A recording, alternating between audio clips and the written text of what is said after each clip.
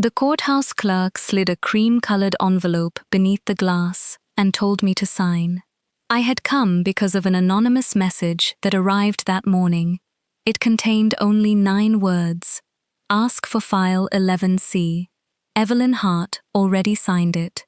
I expected a lawsuit or another attempt to scare me. I did not expect to see my name beside Evelyn's, beneath the words, Certificate of Marriage, Clark County, Nevada. My fingers went numb. 3 months earlier, Evelyn had told me our drunken Vegas ceremony had not been processed. Nothing legal had survived the morning, but the seal beneath my thumb was real.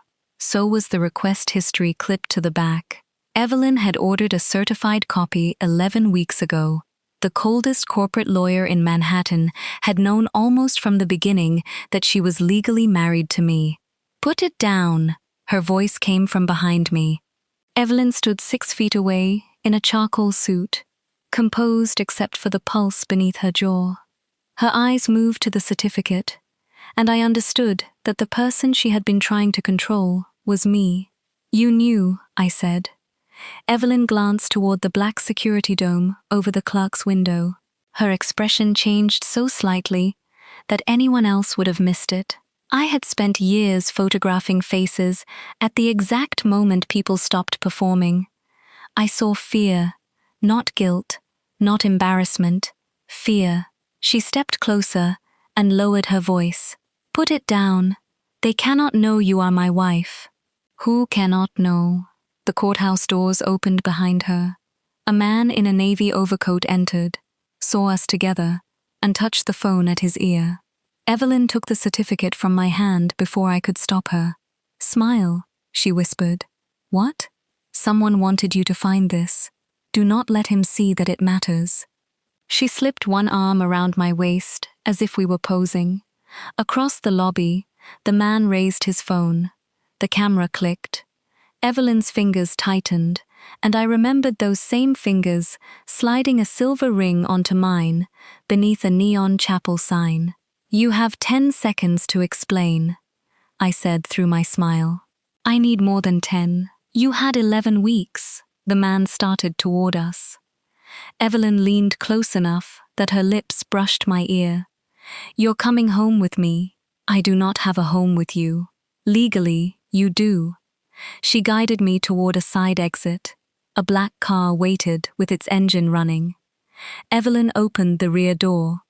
I stayed on the pavement. Get in, Mia. That tone might work on hostile witnesses. Hostile witnesses are usually less stubborn. Hostile witnesses know why they are being kidnapped. The man in the navy coat appeared behind the glass. Please, she said. It was the first time I had heard Evelyn use that word. I got in. I had met her 3 months earlier at a Las Vegas charity gala. Orison Capital hired me to photograph executives pretending to care about affordable housing. The ballroom glittered with mirrored columns, chandeliers, and thousands of white roses. I was adjusting my lens when a woman's hand covered my camera. Delete that photograph. I found Evelyn staring at me. Her black suit made everyone around her look unfinished. Her gray eyes held the patient contempt of someone accustomed to billing by the minute. Usually people introduce themselves before demanding access to my memory card, I said. Evelyn Hart, General Counsel for Orison Capital. Mia Calder, owner of the memory card. Behind her, Orison's chief executive, Victor Sloan, was shaking hands with a state official beside a silver tray. I had photographed its reflection. I thought Evelyn was worried about catching her boss at an unflattering angle. You photographed a private exchange, she said. I photographed a ballroom. Orison owns every image taken tonight. Page 6 of my contract gives me a portfolio exemption. Her gaze sharpened.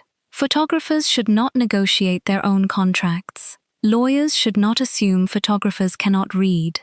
Her face considered a smile and rejected it as legally inadvisable. She held out her hand. Let me see the frame. Say please. No, then no. I walked away. For the rest of the evening, I caught her watching me. Not with attraction, with calculation. At least that was what I told myself. Just before midnight, a power failure trapped us in a service elevator. Red emergency lights filled the car. Evelyn called security and recited our location with the calm efficiency of a woman ordering coffee. Then the signal died. "How long?"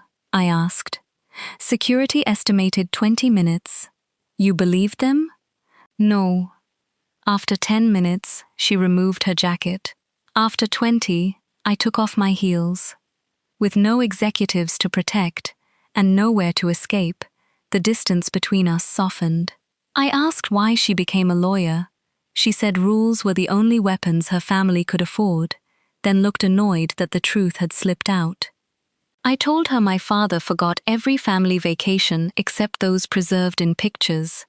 Evelyn stopped looking at me like a liability. "You make people remember," she said. "Sometimes I make them look thinner."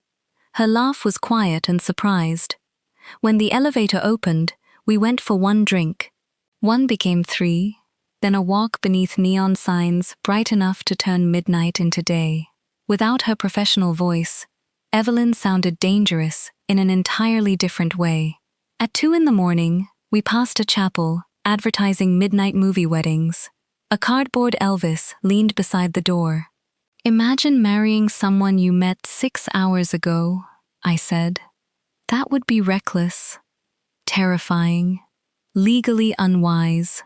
"Want to?" She stopped walking. I expected another almost smile. Instead, she looked at me with a seriousness that made the noise of the strip disappear. "You should never offer a lawyer a binding agreement as a joke," she said. "You should never assume I am joking." 3 silent seconds passed. Then she held out her hand. "If we are going to make a mistake, at least spell my name correctly." The night became fragments. A limousine with plastic stars in the ceiling. A marriage license bureau designed for decisions after midnight. Evelyn correcting the address on a form while I laughed against her shoulder. A clerk asking twice whether we understood the license was real. An officiant asking whether we entered freely. Evelyn saying, "I do." A cheap silver ring. A kiss that felt nothing like a joke. I remembered one moment more clearly than all the others. Just before the officiant pronounced us married, Evelyn leaned toward me and whispered, "You can still walk away." I whispered back, "So can you." She tightened her grip on my hands. "I know." The next morning, I woke alone in my hotel room, with a headache, the silver ring on the nightstand, and a glass of water beside it. A message from Evelyn waited on my phone. The chapel could not process the paperwork. Nothing legal survived the morning. "I am sorry." I read it 6 times. Then I typed a dozen replies and deleted every one. I told myself I was relieved. I told myself the hollow feeling under my ribs was embarrassment. I put the ring in the pocket of my camera bag and flew back to New York. For 3 months, Evelyn never called, but strange things happened. A client cancelled after an unknown lawyer threatened to enforce a clause that did not exist. My landlord installed new security cameras. One car followed me home, then disappeared when another turned onto my street. I assumed Orison wanted the gala photographs, and Evelyn was trying to frighten me. I became more determined to keep them. The picture Evelyn demanded I delete was not one of my favorites. But when I enlarged it, I noticed something in the silver tray's reflection. Sloane's hand covered the officials. Between them was a pale rectangle marked with a bank seal and a string of numbers. I copied the raw files onto 2 encrypted drives. One went into a bank deposit box. The other stayed hidden inside an old camera body in my studio. I told no one, or at least, I thought I told no one. The car carried us through Manhattan while Evelyn made 3 calls composed entirely of orders. She told someone to lock down an entrance, move files beyond Orison's reach, and clear my apartment. "Cleared of what?" I demanded. She ended the call. "Of people." That is not reassuring. It was not intended to be. Stop talking to me like I am evidence. Her expression tightened. Evidence can be replaced. She looked out the window before adding, "You cannot."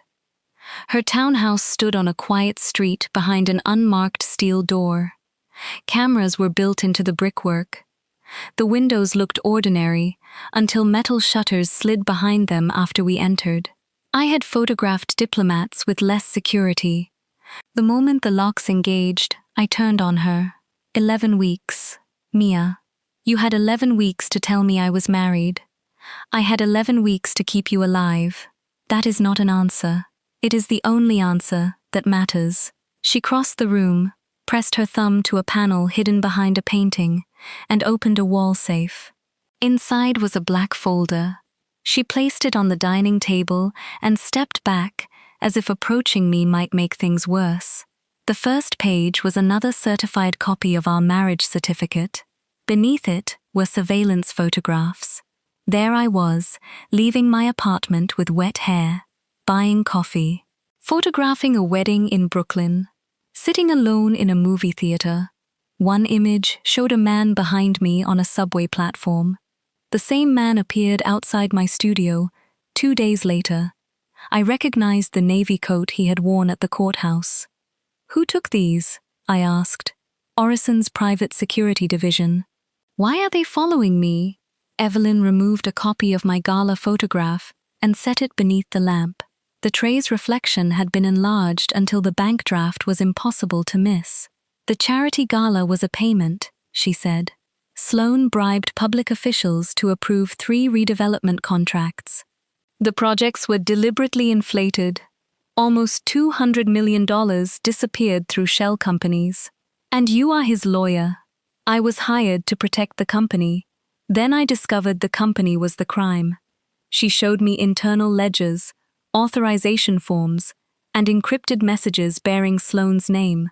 My photograph connected the money to the official who approved the contracts. "Why does our marriage matter?" I asked. "Sloan knows a photographer captured the exchange. He ordered me to identify that person. And you did not." "No." "Why?" Her eyes met mine. "Because it was you." She explained that the marriage certificate had been mailed to the business address she wrote on the application. Her assistant opened it, scanned it, and placed the original on Evelyn's desk. Evelyn deleted the scan before anyone else saw it. Then she hid the certificate and told me nothing. "If Sloan learned you were legally connected to me, he would know exactly which photographer had the evidence," she said. "You could have warned me. You would have confronted me. You do not know that. You confronted me over a portfolio clause 6 minutes after meeting me. Despite myself, I almost laughed. Then I saw the date on the certificate again, and remembered waking alone. You let me believe it was not real. I needed your behavior to remain normal. A sudden change in your calls, your work, or your travel would have shown Sloan that you knew something. So you watched me instead. I arranged protection. You cancelled my clients. One of them was connected to Orison Security. You had cameras installed around my building. After someone entered your apartment while you were working, my anger stumbled. Someone broke in. Nothing was taken. They were searching, and you still said nothing. I believed knowledge would put you at greater risk. No, knowledge would have made me harder for you to control." She did not answer. I pushed the folder toward her. "You protected me by editing my life without permission. I kept you alive and took away my choice." Evelyn's face went still. I had seen that expression at the gala whenever an executive asked a dangerous question. It meant she was building a defense. This time, the defense never came. "Yes," she said. The word surprised me more than an argument would have. "You do not get to turn fear into consent," I told her. "Not in a courtroom, not in a marriage, and not because you think you know better. I know. Do you?" She looked at the certificate rather than at me. "I spent my career turning fear into strategy. I did the same thing to you. That does not make it love." "No," her voice dropped. "It makes it control." The room was silent enough for me to hear the clock over the fireplace. Then glass shattered upstairs. Evelyn moved before I understood the sound. She caught my wrist, pulled me behind the stone kitchen island, and took a compact pistol from a compartment beneath the counter. The lights went out. Metal shutters slammed over the windows. "Emergency contact," she said, pressing her phone into my hand. "Hold the red button." "What are you going to do?" "Correct my mistake." Footsteps crossed the floor above us. Whoever had entered knew the layout. Evelyn crouched beside me, one hand braced against the stone. In the dark, the lawyer disappeared. She looked like someone who had spent 11 weeks imagining this exact moment. "There is a service exit behind the pantry," she whispered. "When the alarm sounds, run. I am not leaving you. This is not a negotiation. Then stop giving orders and start giving information." Her eyes flashed. 2 men entered through the rear bedroom window. "Security is 40 seconds away." One man reached the stairs as the alarm erupted. The second threw a canister that filled the room with bitter smoke. Evelyn covered my mouth with her sleeve and dragged me toward the pantry, but someone caught my jacket. I struck him with her phone and tore free. Another man seized Evelyn's arm. I grabbed a champagne bottle from the pantry and brought it down across his wrist. He released her just as security officers crashed through the front door. The intruders escaped through the upstairs window, but one dropped his phone on the stairs. Its screen was cracked, yet the latest message remained visible. "Take the photographer. Hart will trade everything." The sender was listed as Marcus Vale, Orison's director of security. Evelyn had been telling the truth about the danger. That did not make her lie hurt less. Police filled the townhouse. Evelyn answered their questions with her usual precision, but she never moved more than a few feet from me. When a paramedic examined the bruise forming on my shoulder, her hands curled at her sides. "I am fine," I said. "You were attacked in my home." "Technically, you called it my home too." Pain crossed her face. "I should not have said that. Because it was controlling? Because a home is not created by a certificate." The answer sounded rehearsed, but not for me. I wondered how many times she had repeated it to herself during the weeks she kept our marriage hidden. After the police left, dawn turned the shutters pale gray.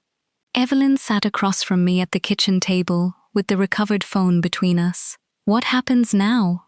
I asked. "I transfer the evidence to federal investigators. I resign from Orison. Sloan tries to destroy the case before it reaches a grand jury. And me? You go somewhere he cannot reach." There it is again. "What? You deciding." She closed her eyes for a moment. "What do you want to do?" The question was so simple that it made my throat tighten. "I want to see everything," I said. "Every photograph, every message, every decision you made in my name. Some of it will frighten you." Being ignorant did not make me safe. She nodded once. "All right." For the next 4 hours, Evelyn showed me everything. Orison had investigated my parents, my clients, and everyone in my studio. Evelyn had paid for my protection herself, and twice slept in a car outside my building, after threats appeared in company messages. Buried among the files were 7 unsent emails to me. One began, "Mia, the marriage is legal. I need you to believe I left because it meant nothing. If you hate me, you may survive me." "You called these drafts, not love letters?" I asked. Evelyn took the laptop. Her gaze moved to the silver ring hanging beneath my shirt. "Leaving you in that hotel room was the hardest thing I have ever done." I believed her. I was not ready to forgive her. By noon, federal agents had taken custody of the ledgers, messages, and recovered phone. Orison responded exactly as Evelyn predicted. The company accused her of stealing privileged documents, fabricating a corruption scheme, and conspiring with an undisclosed romantic partner to extort Victor Sloan. That partner was me. By evening, our marriage certificate was on every news site in the country. The photograph from the courthouse had been released with it. Evelyn's arm was around my waist. My face wore a careful smile. Headlines called me her secret wife, her hidden witness, and the mystery photographer at the center of a $200 million scandal. Sloane's attorneys demanded an emergency public hearing. They argued that Evelyn had concealed a personal relationship with the source of the central photograph. If they convinced the committee that she had manipulated or coached me, they could discredit the evidence before federal prosecutors finished authenticating it. They could also have Evelyn disbarred. "Can they make the case disappear?" I asked. We were sitting in a secure hotel suite paid for by the government. Evelyn stood by the window, though the curtains were closed. The financial records exist independently, but my conduct gives them a weapon. Our marriage gives them a weapon. My secrecy gives them a weapon. She always corrected language when blame belonged to her. It was one of the first things about her that felt like honesty. The hearing was scheduled for the following morning. Evelyn's legal team spent the night preparing. I watched from the next room as 6 attorneys moved around her with documents and questions. She answered all of them without hesitation, until one lawyer asked whether she would deny that the Vegas ceremony created a valid marriage. "The license may be challenged on the ground of impaired capacity," he said. "If you state that its validity is disputed, we can reduce the conflict issue." Evelyn's eyes found mine through the open doorway. "Leave us," she said. When the attorneys were gone, she closed the door and handed me a thin envelope. Inside were annulment papers. She had already signed them. For several seconds, I could not speak. The pages were precise and emotionless. No shared property. No financial claim. No confidentiality clause. No restriction on my work. Evelyn waived service, waived objection, and agreed not to contest the petition. "You prepared these when?" I asked. "Last night. You were a little busy last night." "I do not sleep. I have noticed." She tried to smile, but it vanished before it formed. "If you sign and file them tonight, the marriage becomes formally disputed," she said. "Tomorrow, I can truthfully tell the committee that its validity is unresolved. And that helps the case." "Yes. Does it help you?" "Possibly." That was not my question. Her practiced calm began to crack. "It may preserve my license." "And us?" Evelyn looked down at the papers in my hands. "There is no us unless you choose it freely." I waited for the rest. For a condition, a strategy, or one of the perfectly reasonable arguments she used like locked doors. None came. "You are giving me an exit," I said. "I should have given you one 11 weeks ago." "What if I file them?" "I will not oppose you." "What if I do not?" "I will still tell the truth, even if it costs you the case." "It is not my case anymore." "Your career, then." She finally looked at me. "A career built on taking your choice is not something I am entitled to protect." That was when I realized the annulment papers were the first gift Evelyn had given me without trying to decide how I would use it. I folded them and placed them in my bag. "Are you going to sign?" she asked. "You do not get to know yet." Pain flashed across her face, followed by something that looked almost like relief. "All right," she said. The hearing room was full before we arrived. Reporters packed the rear benches. Cameras waited in the hallway, their lights shining through the glass doors. Victor Sloane sat behind a row of attorneys, silver-haired and calm, as if the men who had broken into Evelyn's house belonged to someone else. The committee questioned Evelyn for 40 minutes about the financial records. She explained the shell companies, inflated bids, and transfers without looking at me. Her answers were controlled, technical, almost cold enough to make me believe the woman from Vegas had never existed. Then Orison's attorney stood. "Miss Hart, you have testified that the photographer who captured the alleged exchange was an independent contractor." She was. Independent of Orison, perhaps. Was she independent of you? He lifted a document. Our marriage certificate appeared on the screen behind the committee. The room erupted. Reporters shouted. Camera shutters clicked beyond the doors. Sloane turned in his chair and smiled at me. Ms. Hart, the attorney continued, is the photographer who supplied the central piece of evidence in this investigation your legal wife? This was the opening Evelyn's lawyers had prepared for. She could say the marriage was disputed.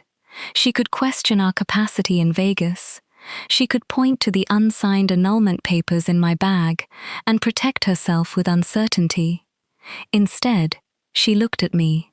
Evelyn did not look afraid of being seen. She turned toward the committee. Yes, she said, Mia Calder is my wife. The room became silent. Sloane's smile widened. His attorney stepped closer. So you admit your principal witness is personally compromised? No. I admit that I concealed our marriage. An ethical violation? Yes. A conflict of interest? Yes. And grounds for dismissing every allegation you manufactured together? No. Evelyn opened a second file. Ms. Calder's photograph was uploaded to Orison's event server 14 minutes before I learned it existed. The original image and its metadata have been authenticated by 3 independent forensic laboratories. The bank draft visible in the reflection corresponds to a transfer authorized by Victor Sloane 2 days before the gala. She placed a printed copy of the recovered phone messages on the table. And last night, 2 Orison security contractors entered my home under written orders to abduct my wife. Federal agents at the side of the room began moving. Sloane's smile disappeared. His attorney raised his voice. This committee cannot rely on claims made by a lawyer who lied about her relationship with a witness. You should not rely on my relationship, Evelyn replied. Rely on the bank records, the server timestamps, the security orders, and the testimony of the contractor your client paid this morning to leave the country. A side door opened.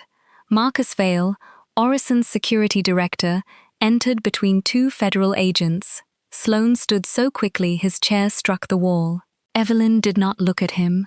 She looked at the committee. I concealed my marriage because I believed secrecy would protect Mia, she said. It also protected me from facing what I had done to her. Her voice trembled once. I made decisions about her safety, her marriage, and her future without her consent. I will accept professional discipline for that. She removed her Orison identification badge and placed it beside the certificate. But I will not erase my wife to save my career. Sloane moved toward the aisle. 2 agents blocked him. One read the warrant, while the room dissolved into noise. For the next hour, Evelyn exposed everything. The bribes, the shell companies, the threats, the officials who accepted payments, and the employees who had been silenced. Marcus Vale confirmed that Sloane ordered surveillance on me after discovering that a freelance photographer had captured the exchange. He also admitted sending the men to Evelyn's house. When the committee asked why he had not discovered our marriage sooner, Vale looked toward Sloane. Ms. Hart altered the internal background search, he said. She removed Ms. Calder's name from the photographer list. Orison's attorney turned on Evelyn. You falsified company records? I corrected a threat assessment, she said. Even the committee chair looked as though she was fighting a smile. By the end of the hearing, Victor Sloane was in federal custody. The evidence had survived. Evelyn's position at Orison had not. Her law license would face review, and every network in the country wanted an interview with the secret wife she had finally admitted existed. I waited until the reporters moved toward the federal agents, then slipped through a side corridor. For the first time in 2 days, no one followed me. Outside, rain darkened the courthouse steps. Evelyn stood alone beneath the stone columns. She had removed her suit jacket and folded it over one arm. Without the badge, the files, and the lawyers surrounding her, she looked like the woman from the broken elevator again. Tired, guarded, human. She saw my bag and glanced at the pocket holding the annulment papers. They are still inside, I said. Evelyn nodded, as if she had expected nothing else. I will not contest them. I know. My attorney can arrange a private filing. Of course you already have an attorney. Several. Naturally. For a moment, Neither of us spoke. Rain tapped against the courthouse awning. Cars moved past in ribbons of reflected light. "I am sorry," she said. "For which part?" "Vegas, the lie, the surveillance, the clients I interfered with, bringing you into a case you never chose, deciding that fear gave me authority over you. That is a decent start." "There is more." I assumed. She drew a slow breath. "I will not ask you to come home with me." "Good. I hated the way you asked the first time." The corner of her mouth moved. "It worked," she said. "So does a subpoena. It is still not romantic. I have been told romance is not my strongest practice area." "Who told you that?" "You," repeatedly, often while holding a bottle. I laughed before I could stop myself. The sound seemed to surprise both of us. Evelyn's expression softened. Then she noticed the silver ring on the chain around my neck. Hope appeared in her eyes so quickly that I almost looked away. "Why did you keep it?" she asked. "Because that night was real to me, even when I thought the paperwork was not. It was real to me too. Then why leave?" She stared out at the rain. "My mother stayed in a dangerous marriage because she believed the paperwork made escape impossible. I became a lawyer, so no document could ever trap me. Then I woke up married to someone I wanted more than I understood, and learned my client might target her. I called the secrecy protection. The truth is, I was terrified of losing you. So you made sure I could not leave?" "Yes." She did not soften the answer. "That is the part I do not know how to forgive," I said. "You do not owe me forgiveness. Stop agreeing with everything. It is unsettling." "Noted." I took the envelope from my bag. Evelyn watched my hands, but she did not move. The papers inside could end the marriage. I could sign them that night and be free of the scandal, the danger, and the woman who had rearranged my life without permission. Part of me wanted to tear them in half and give the reporters the ending they expected. Another part wanted to sign them on the courthouse steps just to prove that the choice belonged to me. I did neither. I folded the envelope once and returned it to my bag. "What does that mean?" Evelyn asked. "It means I am not making another life-changing decision while exhausted, frightened, and standing near a government building. That is statistically an improvement over our first decision. Do not ruin this. Sorry." I stepped closer. Evelyn stayed perfectly still, as if even reaching for me would be another choice taken without permission. "There are conditions," I said. "Name them." "No contracts between us." "Agreed." "No private investigators, unless I approve them." "Agreed." "No canceling my clients, changing my travel, installing cameras, or deciding what I can handle." "Agreed." "And if you are scared, you tell me. You do not turn it into strategy." That condition took her longer. "I can try," she said. "That is the first honest answer you have given all day." She looked down at me. "Is there anything else?" "Yes." I touched the ring beneath my shirt. "Do not ask me to stay, because a certificate says I belong to you. I never believed you belonged to me. You behaved like it. I know. If there is ever a home, it has to be one we choose. After this is over, I understand." Evelyn's voice had become quiet. The commanding lawyer from the courthouse was gone. In her place stood a woman, waiting for an answer she could not force. "Mia, if things had been different in Vegas, if I had told you the truth the next morning, would you have stayed?" I thought about the elevator, the neon chapel, and the way her hands trembled when she said her vows. I thought about 11 weeks of anger, built around a feeling I had never managed to bury. "Maybe," I said. Her eyes closed briefly. "That is more than I deserve." "Probably." She opened them again. "What happens now?" It was the same question I had asked at her kitchen table. This time, she was giving it back to me. I moved beneath the awning until only a few inches separated us. "Now you cooperate with the investigation. You face the bar committee. I return to my studio and decide what my life looks like when nobody else is editing it. And the annulment? I decide that too. Of course. You are learning. Slowly, the rain began to ease. Reporters poured through the courthouse doors, at the far end of the steps.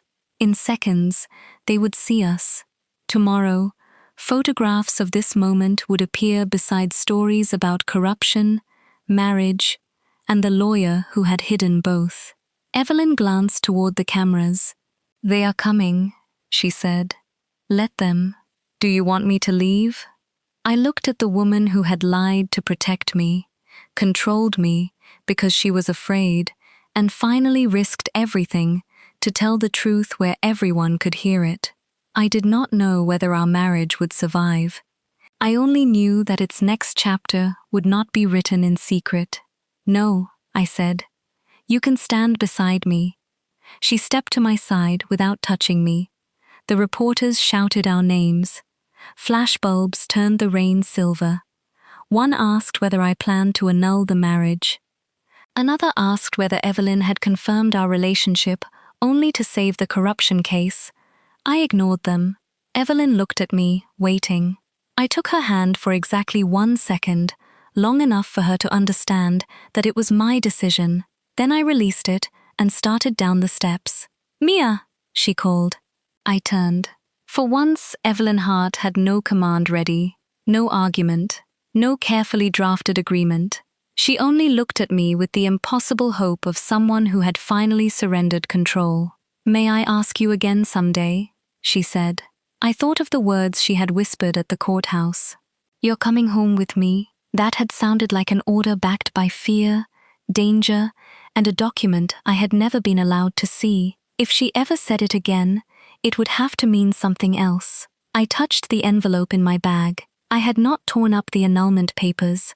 I had not signed them either. The decision was mine now, and that made all the difference. "Ask me again," I said, "when there is no danger and no contract." Then I walked down the courthouse steps, leaving my lawyer, my protector, and possibly my wife standing beneath the lights. This time, if I came home with her, it would be because I chose to.